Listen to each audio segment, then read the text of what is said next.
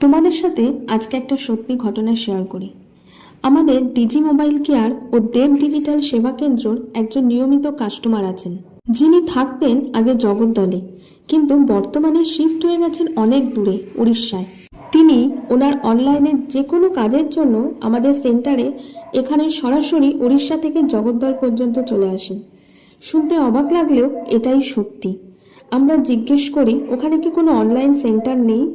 উনি বলেন আমার কারোর ওপরে ভরসা নেই, আর আমাদের ছাড়া কাউকে ভরসাও করতে পারে না। সেদিনও ঠিক তাই হলো। সকালবেলা খুব ভোরে তিনি ট্রেনে চড়ে এখানে পৌঁছালেন। হাতে শুধু একটা ব্যাগ, মুখে ক্লান্তি, কিন্তু ভরসায় সেই ভরা হাসি। ওনার পেনশন সংক্রান্ত কাজ নিয়ে এসেছে, এসেই বলল আজই কাজটা করে দিতে হবে, সন্ধ্যার ট্রেনেই ওনাকে আবার ফিরে যেতে হবে। তাই আমরা কোনো সময় নষ্ট না করে তৎক্ষণাৎ তার কাজ শুরু করলাম। যে কাজটা নিয়ে তিনি এত দূর থেকে এসেছেন সেটা নিখুঁতভাবে শেষ করে আমরা তাকে হাতে তুলে দিলাম। তিনি খুশিতে বললেন একটাই কথা, এখানে সার্ভিসে মনে শান্তি পাই, তাই এত দূর থেকেও আসি।